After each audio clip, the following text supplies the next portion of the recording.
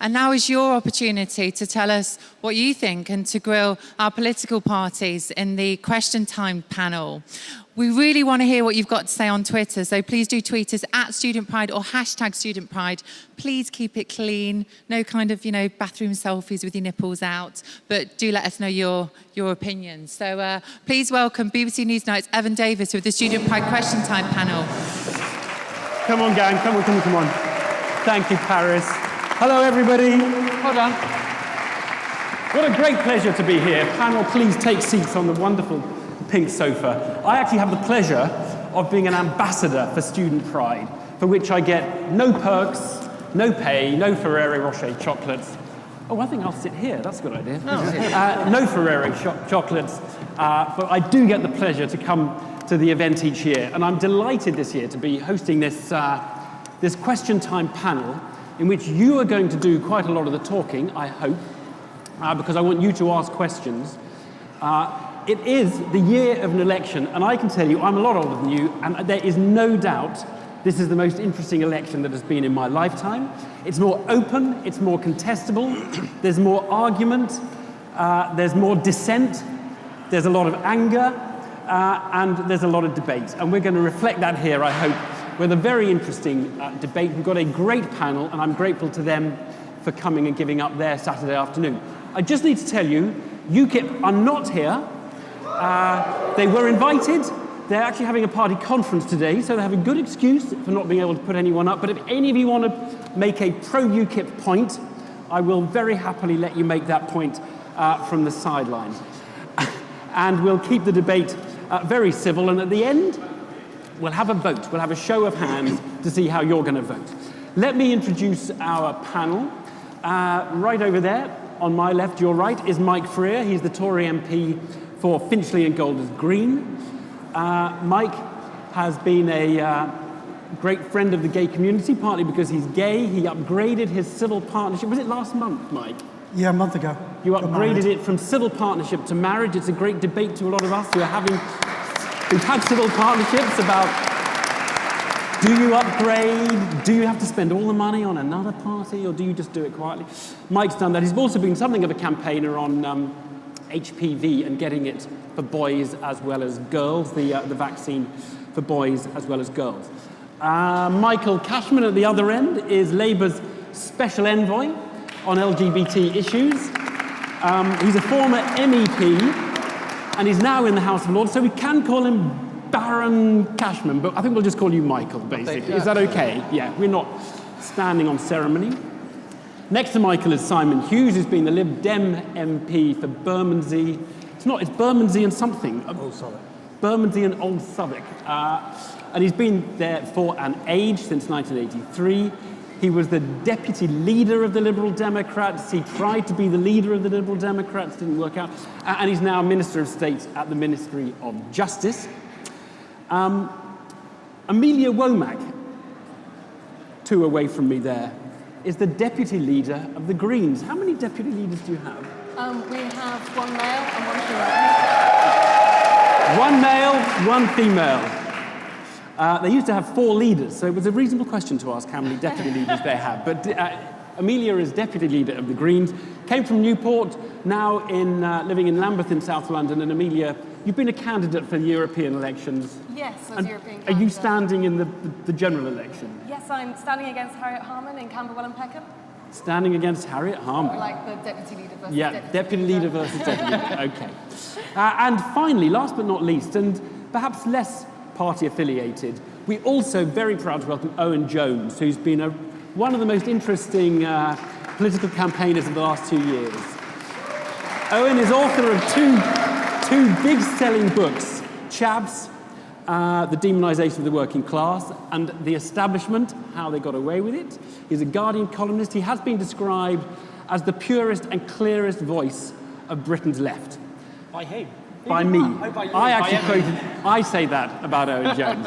So I am the one who said that. Right, before I open up to you guys to ask a question, I'm just going to ask each of the panel to give us, and I'm going to start with Mike, and we'll literally come down the panel.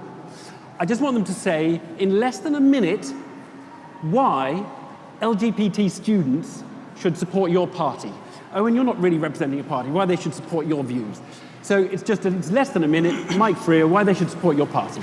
Very bottom line is it's a government that's delivered on LGBT rights, whether it's same-sex marriage, whether it's on things like HPV for boys and MSM. But the most important thing is whether you're gay or straight, is the economy, that we all want jobs and we all want prosperity. And this government has delivered and will continue to deliver. Okay, thank you. Amelia. Our Green MP, Caroline Lucas, has won awards for the work that she's done in the LGBT community, which has pride of place in her office. And we're really representing a student voice and speaking out for a generation, for our generation, in this upcoming election. Owen. Well, vote early, vote often, as the phrase goes, and it's so important. It's our hard-won right to vote. But democracy isn't just going to the ballot box every 5 years. Everything we have as LGBT people, all the gains and rights, weren't given to us by the goodwill and generosity of the powerful. They didn't wake up one day and think, oh, I'm feeling generous, I'll give gay people and transgendered people basic civil rights. People had to fight for them at great cost and great sacrifice. People took to the streets, they were battened by police officers, spat at in the streets, attacked and smeared as puffs and perverts by the media and others. And we owe everything we have to activists who took part in protests and civil disobedience to get those rights. So let's stand in that tradition. Please go out and vote, but also remember how we got the rights we have. And the best kind of homage to our ancestors is to keep fighting and keep the legacy that we owe everything we have today. Okay, 3/5 of the way through. Simon, Lib Dems. Thank you very much. We've been there in the fight for LGBT rights since the 60s. We unanimously opposed Section 28 when that was going through the Parliament under the Tories. We were there for equal age of consent in the 90s. We were there arguing for equal marriage and got same-sex marriage in the last decade, and therefore the record is absolutely clear. But we're conscious that we haven't won all the battles. To give you an example, there are lots of people, students and others, who still suffer badly. So campaigning against homophobia in schools, really important for us, priority. In sport, really important. I've been able to announce today that we would bring in a pardon for gay men over 16 who were guilty of consensual sex under the old law, so that not just Alan Turing gets that benefit. And we also have to, I hope, get people's support for making sure that we keep the rights in the future. The battle at the next election will be whether we keep the Human Rights Convention in British law. Unless we do, things like the change to make homosexuality legal in Northern Ireland, which came from somebody campaigning against their government, won't be delivered, and we won't be able to go around the world campaigning for things like gay rights in Uganda unless we absolutely can defend that at home. So if you want to defend the Human Rights Act and be consistent, then a liberal place is a good place to be. And Simon, you said you got this pardon today, did you? No, we you announced it to get today. the announcement. I've been working for a year since the Alan Turing royal pardon to see if we could get a government agreement that we could have a pardon for the other people. We are still hoping to deliver it as a coalition before the election, but I've persuaded colleagues, have made a commitment, it will be in our manifesto, that there will be a pardon for all those over 16 guilty of what is now not an offence. But was then. Finally, Michael Cashman, give us the case for Labour. Labour's record in government is second to none. I'm particularly proud of the Gender Recognition Act, the Equalities Act, making sure that people enjoy the rights that have been denied them for years. Our battle on this goes back to the 1960s, when we supported the decriminalisation. But as Owen said, we can't sit back on what we've done. Government is only as good as the demands that are made of it. We have to revisit the Gender Recognition Act. We need to make sure that it's working in conjunction with the Marriage Act. We also need to look at the fact that homophobia, transphobia, biphobia is on the rise, and therefore we are committed to ensuring that that becomes an aggravated offence in the same way that religiously motivated or racially motivated offences would be. But very importantly, we've now got to work on the international stage. We've got to work at EU level, because as a student, when you go and study maybe in Berlin or Italy, the rights that you have here vanish the moment you land in many other EU countries, let alone countries outside of the EU. There is currently sitting in the Council of Ministers, which is where the governments operate, a measure that would prevent you experiencing discrimination in the supply of goods, services, similar to what we have here. It's been blocked since 2008, and a Labour government is committed to ensuring that that blockage is removed and it becomes a reality. Michael, thank you. Ladies and gentlemen, you've now heard from each of our panel. You know here who they are. Let's just hear a clap for them coming in this afternoon. Thank you very much. What was that noise? Are we okay? Yeah, we're still there. Okay, now I want to see some hands go up, and we'll take a question from the floor. I'm putting my hands up like this so I can see who's putting their hands up. Okay, we have a question over there. If that person would like to send my glamorous assistant, send the mic. Keep your hand up while the mic comes to you. Just tell us who you are, because it's nice for us to know. Stand up and tell us who you are. Hello, my name's Jazza. I actually work for Bite the Ballot, who are a youth engagement charity, and it's really good to see Student Pride pushing for people to register to vote. If any of you haven't registered to vote, bloody register to vote. They have a table upstairs. In the run-up to probably what is going to be the longest general election of many people's memory because of the fixed-term parliaments, we've seen, or there's a perception of, an awful lot of mudslinging and negative campaigning amongst the political parties, possibly because of influence from American campaign managers. How are your parties going to make sure that you try and maintain a positive message in your campaigns rather than blaming it either on the current government or the past government? I'd be curious to hear. How are you going to keep it positive, guys? Start with you, Simon. The answer is you have to try and talk about what's going to happen in the future.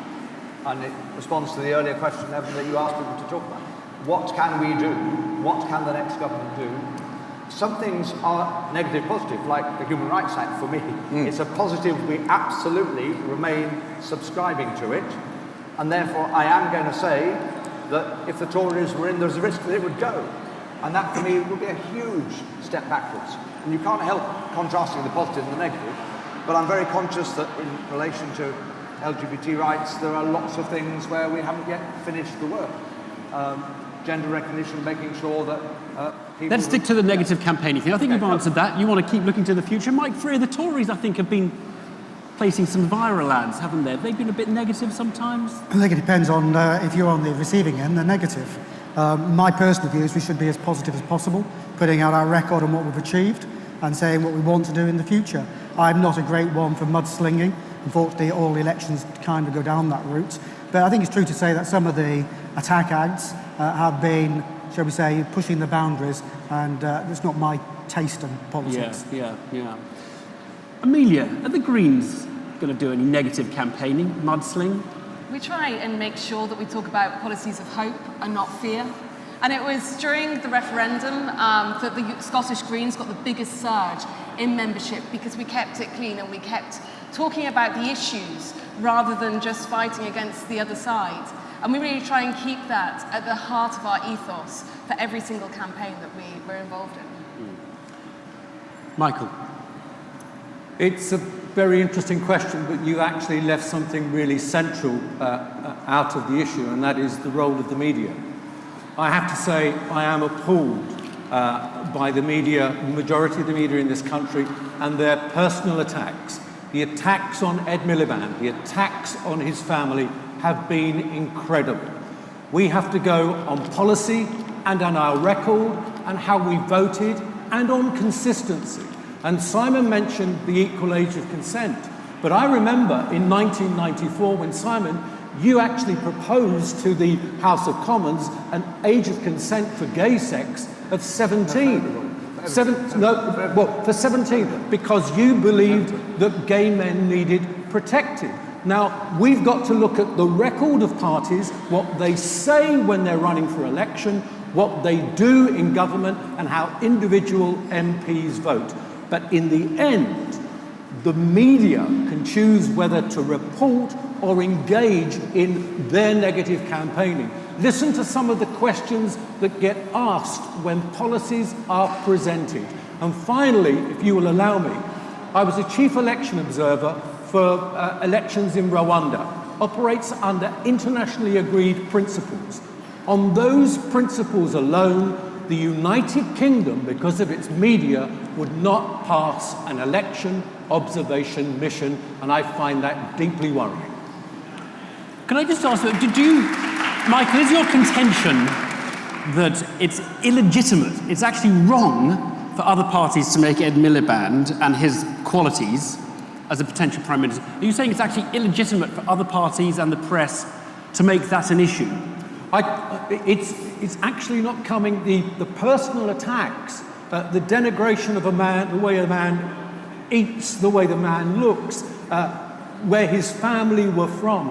That denigration... That crosses a line for you. That comes from within the media. The Daily Mail leads that pack, and we need the media to accept its responsibility to put the facts forward, and then comment needs to be separate. And Mike Freer, do you think it's... Because you said you're against negative campaigning, are you against making Ed Miliband an issue? Because clearly everybody is making it an issue. There's a difference between identifying his flaws as a leader and his inability to manage a party or deliver as a possible Prime Minister. That's legitimate. What's wrong, but where Michael is being a little bit glossing over, is the people like, he's right that the media are publishing it, but they're being fed it by people like McBride.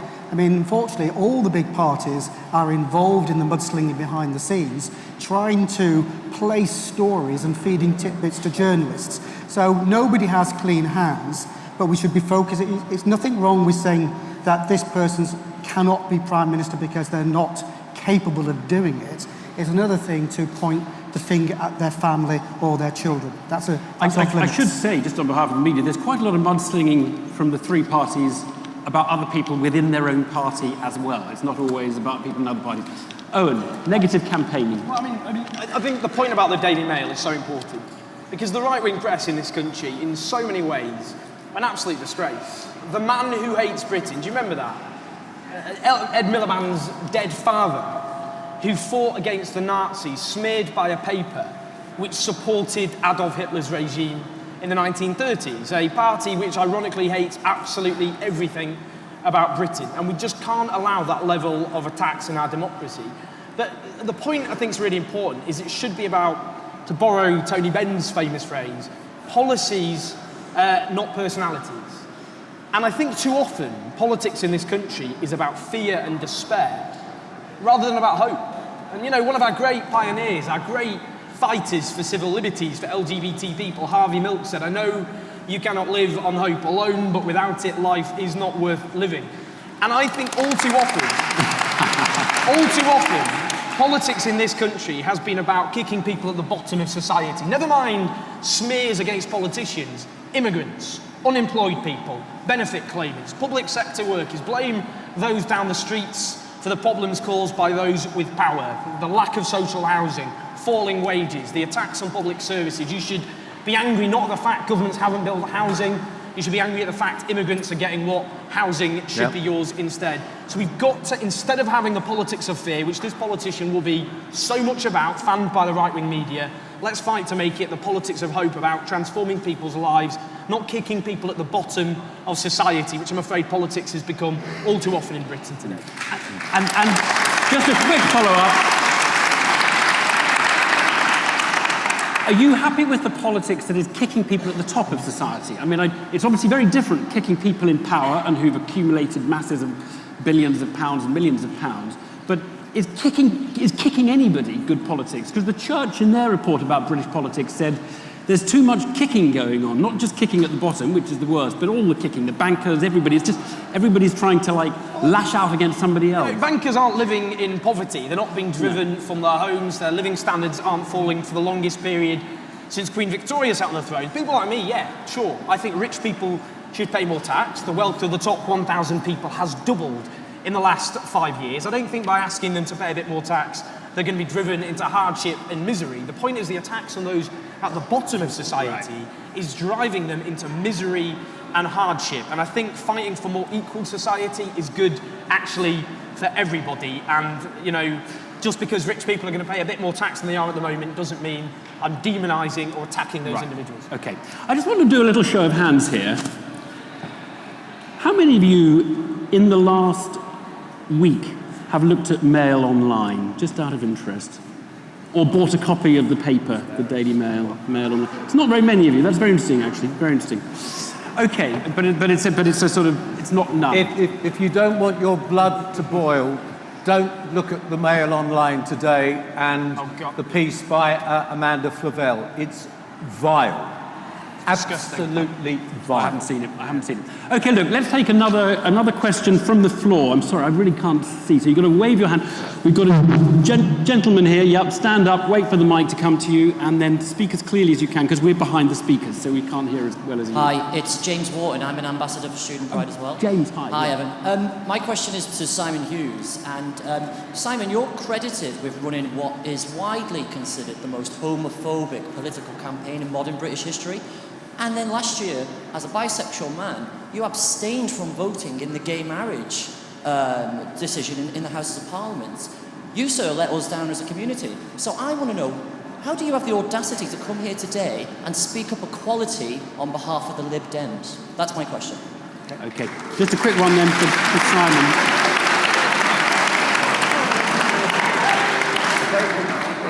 In relation to the by-election, I'm not defending what happened. I have apologised publicly and privately to Peter Thatcher, my opponent.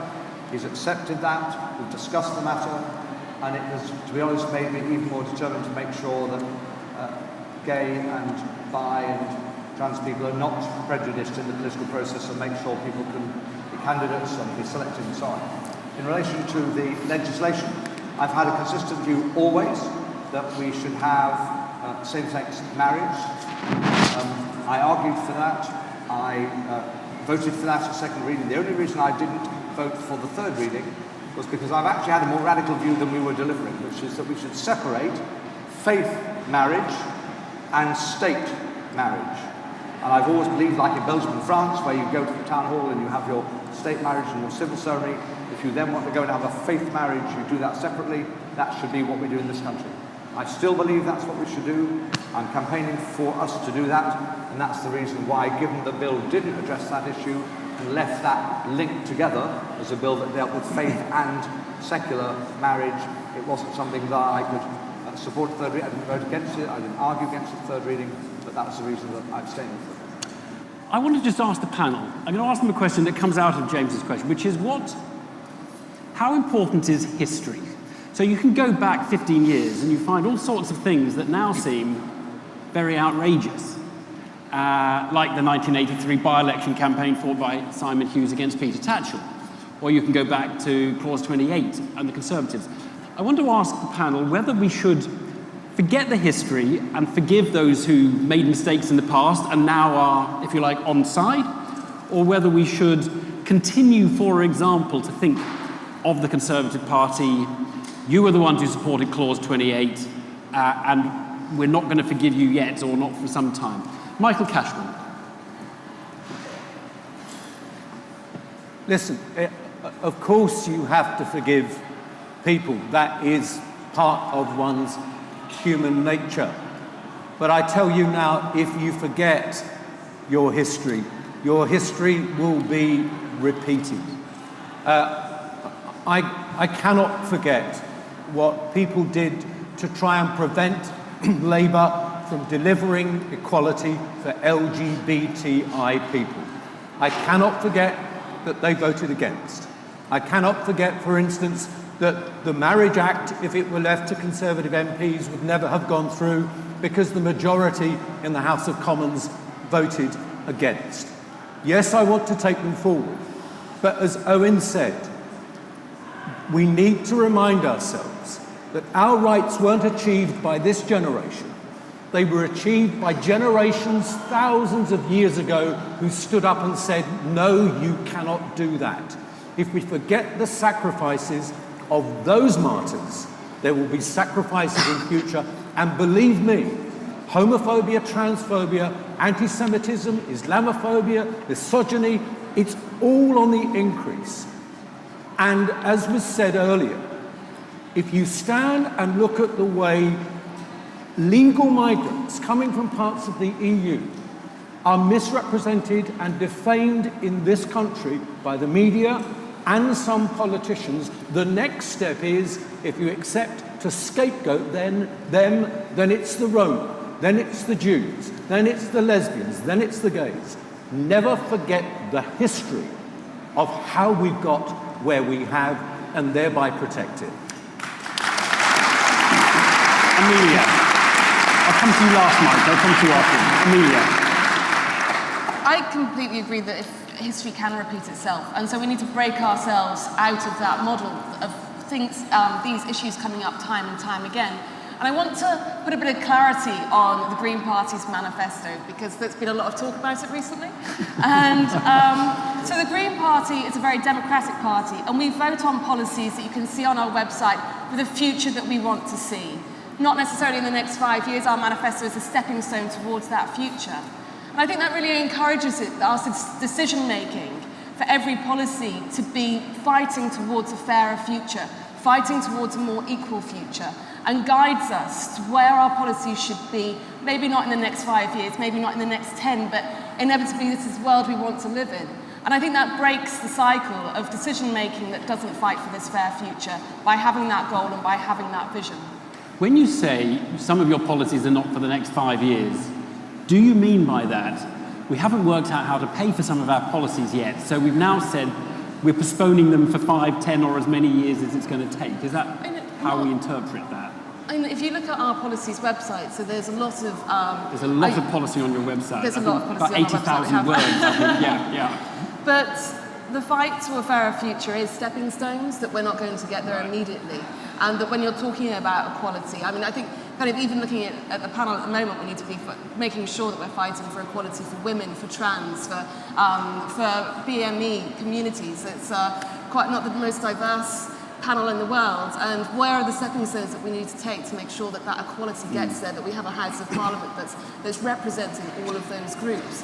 And it would be naive to think that that can happen in 5 years, that we need to be getting those stepping stones and making sure that we achieve those goals. Mike, let's go back to the issue at hand, which is, should the people in this room forgive the Conservative Party for Clause 28? That was the essence of the question. The bottom line is yes, but you shouldn't forget the past, but we can't live in it either. The key is whether the party has admitted its mistake, which it has, and where we are today. And the bottom line is that there are more gay MPs in the Conservative Party than in the other parties added together. That's the difference. Also, I was appointed by the Prime Minister to advise him and the party on LGBT issues. And you look at what, not just the Conservative Party, but also the coalition has delivered on LGBT in the last 4.5 years. So yes, you have to say there were mistakes, and the party said it made a mistake and has apologised for it. But we can't keep saying you haven't changed. You can't anchor us in the past. If we have changed, we proved we have changed, then we have to accept that and take the apology that it was honest and that it was heartfelt, and we move on. Can I move on? Yeah, let's quickly move on. Okay, thank you for that. That's an interesting. Okay, we've got a question over there. Hold your hand high, stand up, and a microphone will come to you. That's it. The guy in pink, hands in the mic. Hello. Hi, my name is Rosie, and sort of going on from what you guys have just been talking about. I mean, it was great that we got the same-sex marriage bill. I know it didn't make everyone happy, but at least was a step forward.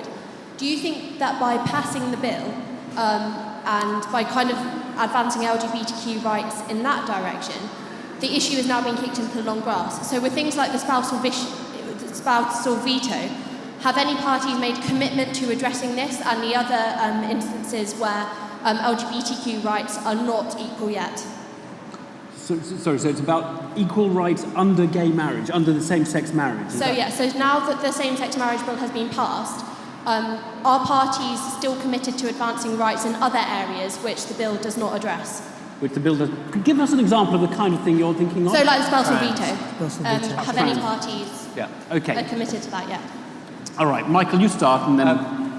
As I said in the introduction, the Labour Party we believe that we've got to revisit certainly the Gender Recognition Act, which is 10 years old, look at whether it's fit for purpose, look at whether there are advances that we now need to match. We've also therefore got to address the Equality Act, but primarily the inconsistencies for trans people who do not want to dissolve their marriage when a person transitions from one sex to another, and therefore the gender recognition certificate, that needs to be addressed, and equally the eligibility criteria, and not forgetting that the UK, and I asked the Minister in the House of Lords but didn't get a clear response, that the UK needs to lead the depathologization of trans in the World Health Organization, where it's still classified as a mental illness. They're some of the issues that we need to deal with, but within that are the bigger issues of increasing transphobia, biphobia and homophobia, and making sure that all of our policies in all areas of government are coherent. Owen. I mean, just very quickly on the last question, it's not about blaming people or not forgiving people. And struggle for equality is partly about changing people, and you welcome people who change their attitudes, and it would be completely counterproductive to demonise people who've changed. But just on the Conservative Party, as Michael said, most Conservative MPs voted against equal marriage. If you sit for, if you vote for, well, if it's 50-50, if you vote for a sitting Conservative MP, there's a 50-50 chance you're voting for an MP who doesn't believe you should have equality, and it's worth bearing that in mind. In terms of the point you just made, yes, absolutely. Those, in terms of spousal veto, for example, there's still changes that need to be made in the law. And the other point is austerity and the impact of austerity, for example, on local authorities. I mean, often services which cater for LGBT people are being hacked away, and we've got to fight for those services to be reinstated, properly resourced and funded, because we live in a society where if you are LGBT, you are far more likely to suffer from mental distress, far more likely to suffer from suicidal feelings, or tragically to even end your own life, where you still face abuse in the streets, in the schools, in the workplace, where people tragically are still attacked for who they are, for holding hands in the street with their loved ones. So there's still a fight to carry on, both in terms of the law, in terms of protecting services which defend LGBT people, but let's never ever, this is the key point, never be complacent. These rights, as we've talked about, were won at such cost, it's such courage and such sacrifice, that we can never ever ever rest and be complacent because of all the great gains we've won. And until every single LGBT person feels equal, doesn't feel mental distress, feels properly supported, able to love their partner in public without fear of violence, then our cause carries on. And that's the key point we've always got to remember. Thank you very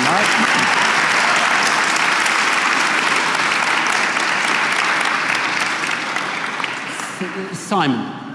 I agree with every word that Owen said. By definition, and in a way, can I say one other linked thing? Because of the circumstances of my original lecture, I have become more determined to try to deal with the inequalities that go on around. I know from people who've come to my circles, I know from the kids in the schools, I know from the immigration work I've done, where people were threatened with going back to countries like Iran where they would have been executed, that we have a huge amount of work still to do.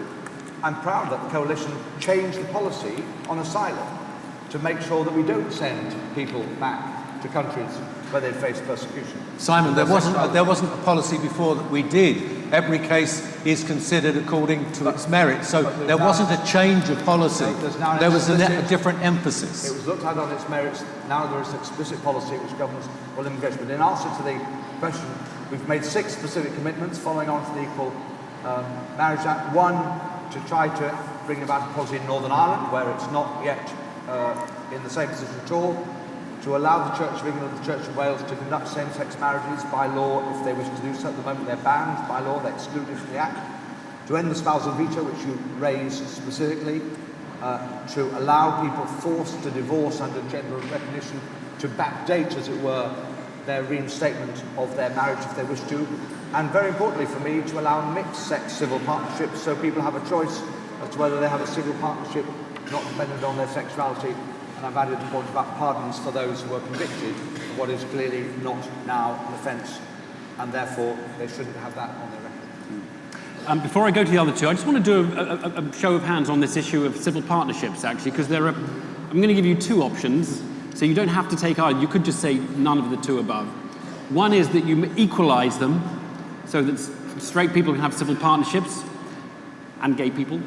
And the other is that you abolish them and just say everyone's got marriage, you don't need civil partnerships anymore. How many of you would actually be inclined to equalise civil partnerships and have them for everybody? How many of you would just say get rid of them and have marriage, equal marriage? Okay, I'd say about probably 8-1 in that particular vote. All right, we've still got to go through these two on the question to hand. Mike first. Well, I'm currently feeding in on the manifesto, and certainly one of the things that I'm pushing for is the abolition of the spousal veto. It's interesting that I get Simon's view on that, because it's the Justice Department that are most resistant on the changes. But it's not just about spousal veto, it's also about gender X on things like passports. It's about the way we get our Foreign Office far more active in both the Commonwealth and use of our aid budget in terms of using that to maximise the leverage on the decriminalisation of homosexuality in so many countries. But it's also about ironing out some of the wrinkles that we have in terms of just day-to-day policies. So things like where you can currently apply to have previous convictions overturned. It's a slow and cumbersome process. The take-up is very low. And so one of the things I'm pushing for is this a blanket pardon of an offence that was an offence then, isn't offence now. So those are some of the things that I'm pushing that we have a commitment for at the next election. Finally, just quickly then, Amelia. I know our policy points echo a lot of these, but I think that we were, in the Green Party, we were really shocked that it went through with that element in it, and that at the moment we're in this position where we're never going to change anything unless we challenge it, and it feels like there are so many challenges we need to take to make sure that there's equality across the board. But it's above and it's not just these impacts, there are the inequalities in blood donorship, and there are inequalities in all these different areas. And yeah, I mean, our policy points are pretty much the same as the Lib Dems, but we need to be making sure that that everyday inequality is also tackled. Okay, we haven't got another question. Got a few hands going up. I can see gentlemen here. Stand up, yeah, in the blue shirt. No, oh, okay, I'll come to you next. Yeah, go ahead. Oh, sorry about that. It's all right, it's all right. I know today we've talked a lot about LGBT rights, and I just wanted to kind of open it up more generally in politics itself. And one of the problems I find with politics at the moment is just that everyone seems a little bit the same. And I know, repeating a lot of the things that's been going in the press, but, you've got the Labour Party with Rachel Reeves kind of like, moving a stance towards attacking immigration and saying that, you're going to have to work for how many years before you can claim benefits, so you have to find a job, or it only lasts 3 months, job seekers allowance. You've got, the Lib Dems, again, with the student cuts who turned back on the fees, and obviously the Conservative Party with austerity and the long-term economic plan, which is, still not materialised. George Osborne's really, he's borrowed more money than every Labour government combined, but you're all moving together. You're all, Ed Balls is recently voted to support with George Osborne's economic plan. So what makes you different, in your opinion, to the other parties, and how can you show that? What policies really show that? So you're asking what makes each of these individuals different from their party, or what makes their party different from the other parties? What in their opinion, what makes their party different? What makes their party different? Yeah. You think you think UKIP and the Greens are the same? I mean, I wouldn't agree with UKIP are the same as all the other parties, but there's a lot of the rhetoric, like everyone else has said, it has moved towards attacking immigrants, attacking people on welfare. No, there has been some convergence because things work, and okay, I'm going to give you each. My party is different because, and you've got a big long sentence, but not a big long paragraph. Okay, my party is different because. So think of your sentence, what you're going to say about why your party is different rather than the same. Simon. My party is different because we are passionately in favour of being an internationalist party and therefore remaining in the European Union, because we're passionate believers in real devolution in a federal United Kingdom for everybody, not just to country level but below, and because the defining test for us is the freedom of the individual to have the rights to stand up against the state. Thank you very much. That was a good example of what the rest of you need to do. Amelia. The Green Party is different because in many ways we're your Green Party. Our membership can be involved with our policy making and make sure we've got evidence-based policy, which means that we've got policies that represent a voice of a variety of different people. Our most important policy coming up will be the zero tuition fees, meaning that education should be a right. You should have education for education's sake and not a privilege of the richest few. By tackling inequalities with changes in the tax system that make sure that we not only challenge what's happening with big corporations not paying their taxes, but also tackle the inequalities that we've been seeing with the rich getting richer and the poor getting poorer over the last 5 years. That's your sentence. Did you say your most important policy is zero tuition fees? Well, okay. I thought it was like a sustainable economy and saving the planet. Most important, probably not. The most important in front of student pride. Student pride is that. I do think it is important because it's because it really challenges what's been happening. Yeah. Well, we might get onto it. Understand. But this is my party's different sentence. Mike Freer. Well, we're passionate about making sure that we have an economy that delivers, because without a strong economy, nothing else is possible. And that's what we have delivered and will continue to deliver. But it's also about making sure we're in a Europe that works for us. And it's about making sure that we can lift the poorest out of tax altogether. We can do all of those things, as we have done. Thank you very much. Michael Cashman.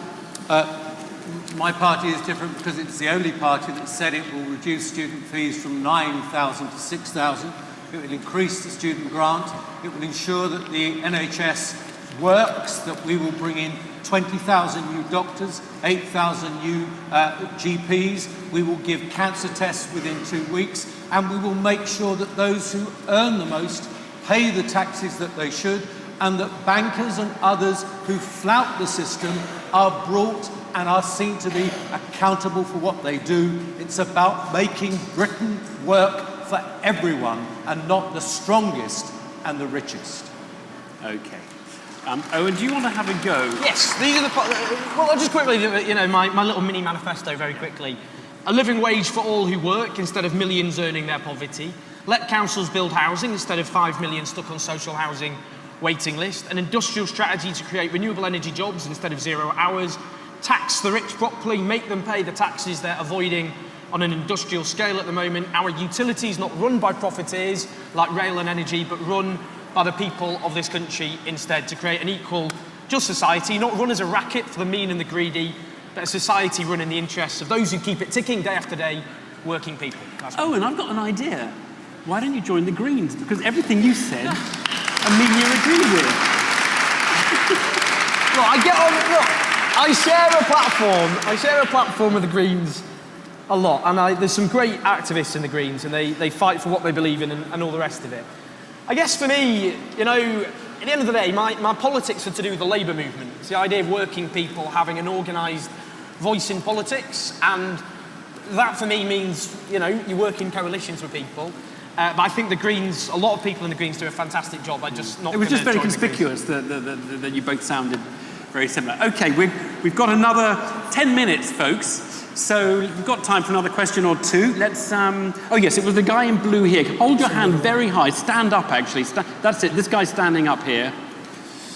Yeah, it's quite difficult for us to hear up here because we've got the mics facing the wrong, the speakers facing the wrong way. So do speak clearly and hold the mic close to your mouth. Hi there. I don't know if many people are aware, but next week on Friday the 6th is the second reading for the Equal Blood Bill, which is trying to open up the talk and the dialogue to reconsider the MSM blood ban. Can you just put the mic really close to your mouth? We're struggling to hear. Is that better? There we go. Yes, that's a bit better. Yeah, right. Shout. So next Friday on the 6th of March is the Equal Blood Bill, the second reading, which is going to open up dialogue to reconsider lifting the ban on men who have sex with men being able to donate blood. Do you think it's justifiable to still have that kind of policy about? Does that not further encourage the idea that all gay men have HIV? Right. Then you get it. It's the private members bill on lifting the blood donation ban. Oh, blood donation ban. The blood donation ban. Yeah, the blood donation so. ban. Yeah. I think that's what it is. Okay, let's, we've got it right. I'm sorry, it's very hard for us to hear up here, so I do apologise. Mike Freer, tell us about this issue and what your Well, from memory, it's a private member's bill, but so it probably won't go through, but very few of them actually do. But what it's about is about lifting the blanket ban. And in my view, the historic ban of if you're a gay man not being able to give blood is a nonsense. Largely because it seems to say you can be a straight man and sleep around as much as you like, but give blood tomorrow. But if you're a gay man, you've got to prove you've been celibate. I'd like to know how that works. Prove you've been celibate for, I think, 12 months. So in my view, if you have a view on contaminated blood, then you apply the testing and the screening to everybody blind. You don't discriminate against one section of the community. So my view is the blanket ban should be lifted, and if you need checks, you apply them to everybody. Does anybody on the panel, I want to get through as many questions. Does anybody disagree or want to add to that? Because I have a feeling there's going to be a great deal of support for that position. Amelia. We all agree with the Tory. Wow, what a moment. Just one point, and that's just making sure that we've got evidence-based policy in Parliament. And with this in particular, it's not been voted on for 3 years, and it means that we need to be updating the evidence all the time and fighting for the evidence-based policy. For information purposes, I was working on this issue in the European Parliament, and shortly before I stepped out with the Parliament, the European Commission actually agreed that such a ban was discriminatory and that what we actually need to look at is behaviour rather than a blanket ban. So we now need to see that moving through the EU states, but certainly the European Commission, in terms of public health, will now make that recommendation. Right, I think we've got time for another question. Yes, can we take the lady here in the aisle? Stand up and, yeah, that's it. Wave your arm around, and there's someone, a boy in pink behind you. Yeah, go ahead. Hi, my question is regarding LGBT people who come to the UK seeking asylum. As I'm sure you're all aware, there are several countries in the world, for example Nigeria or Iran, where homosexuality is illegal and can actually get you killed. Do you tend, and I've personally met a person who came from Nigeria to the UK seeking asylum and who was sent back to Nigeria and was assaulted as a result. Do you have any intention on doing this? Also, as an emphasis point, the actual procedures on proving that you're homosexuals is, let's say, a little problematic. You're raising a very good issue, which is about gay asylum And seekers I'd love to hear your and who opinions. are going to be hurt when they go back or discriminated when they go back to their country, and the issues around proving their case here. Simon, I think because you're in the Ministry of Justice, this probably falls mostly in your remit. It actually falls technically in the Home Office, but I'm aware of the issue, obviously, for constituency and other reasons. Firstly, I absolutely understand what there is an inequality at the moment, and gay people are often asked to prove they are gay in a way that other people would not be asked to prove other things which are incapable of being proved in the same way. So the test needs to be on the basis of evidence of what's going on in countries abroad, where the evidence is clear, the policy is generally clear, Amnesty know, Human Rights Watch know, other campaigning groups know, and then you need to test evidence like you do with anybody else as to whether it's credible when the Home Office is assessing the case. So I agree we need a fairer assessment of evidence. We need also to be much more robust in making sure we start from the principle of being supportive of gay and lesbian people who come from other countries, but we mustn't just concentrate our policies in the UK. The Commonwealth, the former British Commonwealth, has some of the worst offending countries in the world. We've had a rubbish, and I say that having thought about it, a rubbish failure by the Commonwealth to stand up for human rights on these issues. We're about to have a new regime in terms of the General Secretary. Won't change. We absolutely need to be far stronger to make sure that the Commonwealth countries understand that you can't have a charter that proclaims human rights and then practice the sort of discrimination and persecution that Uganda and Nigeria and many other Commonwealth countries, including the Caribbean, also do. Owen. Well, I agree with that, and the Commonwealth to a large degree, I'm afraid, is all too often a cartel of autocrats and tyrants and others. But the first point is, we've got examples at the moment of asylum seekers taping themselves having sex with their partners in order to prove that they're actually LGBT, and it's just disgraceful that that actually happens, and degrading and humiliating beyond words. But the other point, I'm glad you raised the Commonwealth, but there's a bigger issue. And that is the fact that this country arms to the teeth brutal mass murdering dictatorships which abuse LGBT people and others, like our good friends Saudi Arabia.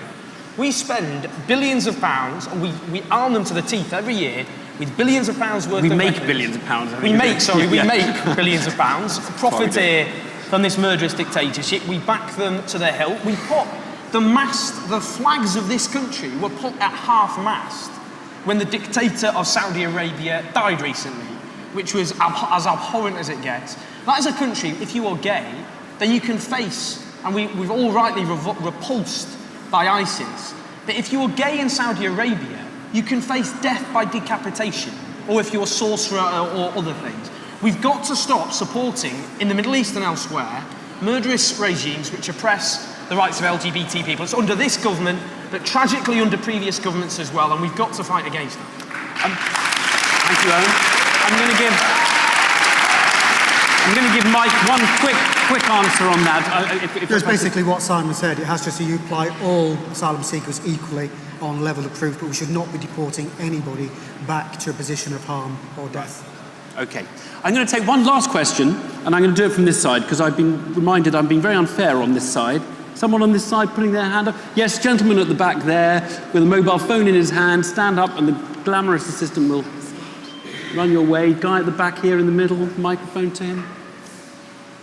Have we got a mic? Who's got the mic? We might actually be able to hear better without it. We might be able to hear better without it. It's the guy at the back here. I'm sorry, it's the guy over here at the back. That's it, it's coming. We won't hear, but you'll hear at least. Yeah, go ahead. Hello, I'm Ashley. I'm here from Roundhouse Radio. There's been recently demonstrated that LGBTQ people are more likely to have worse health and worse healthcare experiences. And my question for the panel is, do you agree that fragmentation of the health service through privatisation will only make health inequalities worse? Okay, is fragmentation of the health service through privatisation making health services worse? It's a kind of health question rather than an LGBT question, which is absolutely fine. I think you should take that one first, Mike, actually. Well, first of all, there isn't a privatisation of the health service, but the fragmentation that has occurred is because public health has gone down to councils.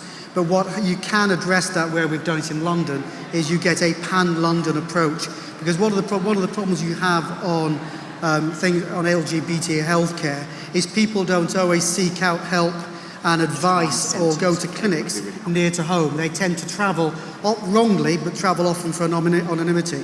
And so that's why you sometimes need pan-city approaches. And so you're right, there's a fragmentation problem, but your premise based on privatisation is wrong. On the health issue for gay men, one of the issues that we've managed to successfully deal with is HPV. There was this major gap, which is one of my big campaigns, major gap that cancer-related, HPV cancer-related in men and boys has been growing dramatically. Right. And that's disproportionately impacts men with HIV. And for the first time ever, we're now going to be vaccinating men, so we should be addressing that. So we can deal with it, provided we can actually work together to overcome the fragmentation that you quite rightly highlight as an issue. We're out of time, so I want really quick answers from the rest of you, just a sort of a sentence on fragmentation and privatisation. Amelia. That profit doesn't belong in a hospital bed, and we need to be making sure that the NHS is in public hands for the health of everybody, and that we need to talk about mental health and make sure that there is the investment into mental health facilities that is easily accessible to everybody. Owen.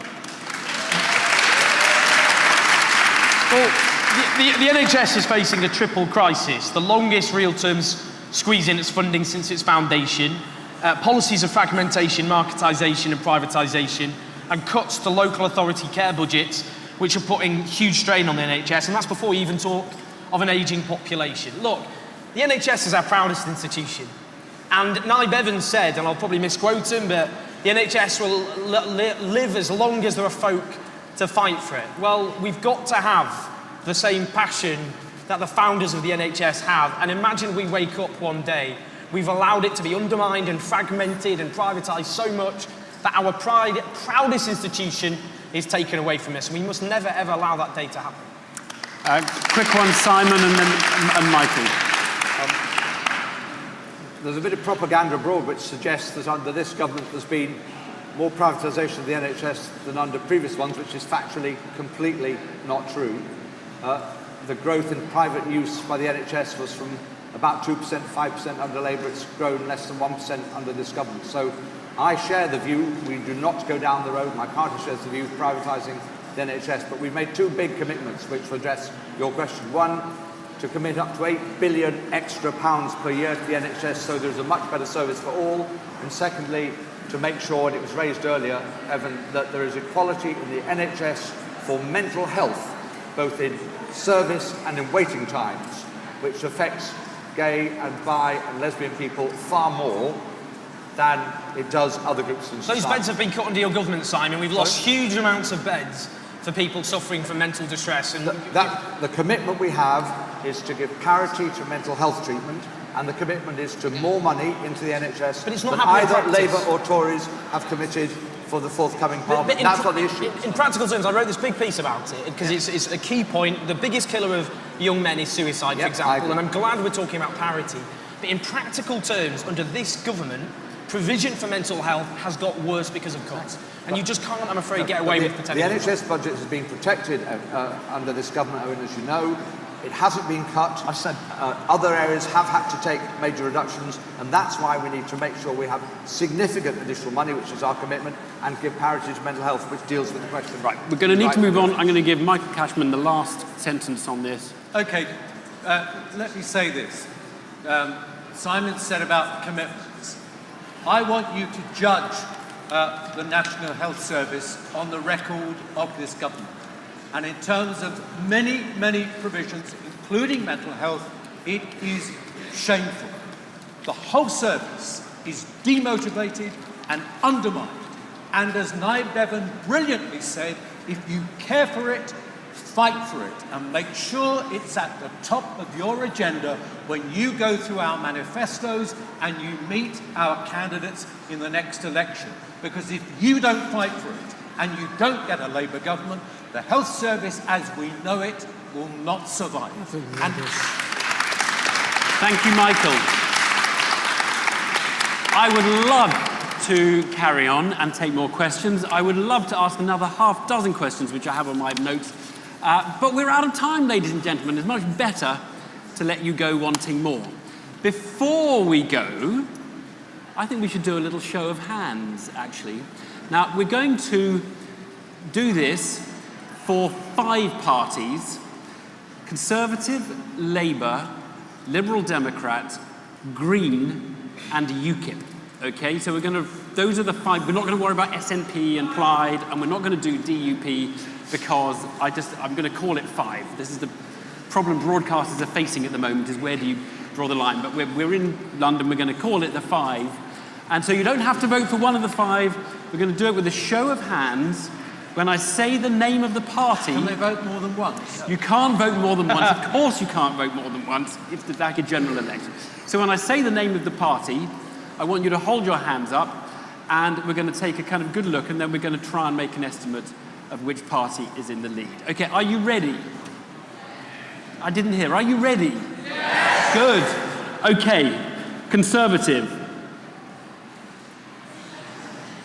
It's a few. Okay, about 4, 5. Labour. About 25. Liberal Democrat. 1, 2, 3, 4. About the same as the Conservatives, 4. UKIP. Hey! Was there not one person?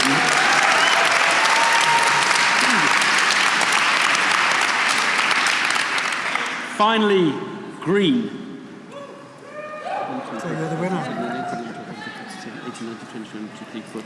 I actually think Lib Dem and Tory are about the same, and Labour and Green are about the same, but I think, if anything, the Greens might have been very slightly ahead. I don't know, what did you think? Greens win it. I think probably... I'll tell you what, because this is such an important issue, I want us to have a recount on Labour versus the Greens. So those of you who said Labour, put your hands up again. No, that's more of you now, I think. I think you've changed your votes. Guys... It's an exhaustive ballot. We'll leave it. We're going to say it's the Greens who have it, okay? The chair decides. The Greens have it. Labour second. Coalition parties somewhere behind. Thank you all so much. Look, can we thank the panel? They've done a great job. Thank you, panel. And thank you for your questions. That was good.